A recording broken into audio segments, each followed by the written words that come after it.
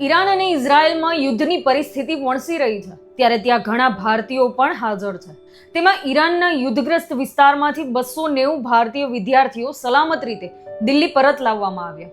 શું છે વિગતો જાણીએ આજના આ વિડીયોમાં। નમસ્કાર, આપની સાથે હું બંસી રંગાણી। ઈરાનના યુદ્ધગ્રસ્ત વિસ્તારમાંથી 290 ભારતીય વિદ્યાર્થીઓ સલામત રીતે દિલ્હી પરત લાવવામાં આવ્યા છે।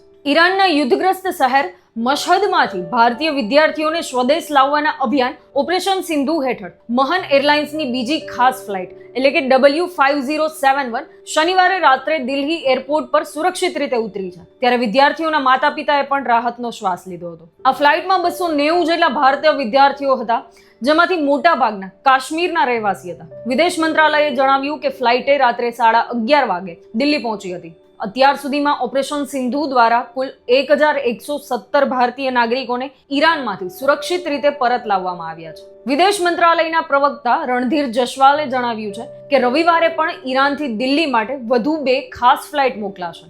એસોસિએશનનું પણ કહેવું છે કે આ એવા પળો છે જે આશા અને રાહતથી ભરેલા છે। છેલ્લા કેટલાક દિવસોમાં વિદ્યાર્થીઓ યુદ્ધગ્રસ્ત વાતાવરણને કારણે ખૂબ જ ડરી ગયા હતા। તેમની માનસિક સ્થિતિ પણ અસ્થિર થઈ હતી। હવે ઘરે પરત ફરતા પરિવાર માટે સંતોષ અને શાંતિની લાગણી છે। જમ્મુ કાશ્મીર સ્ટુડન્ટ એસોસિએશને ભારત સરકાર, વિદેશ મંત્રાલય અને ઈરાન સ્થિત ભારતીય દૂતાવાસનો આભાર વ્યક્ત કર્યો છે।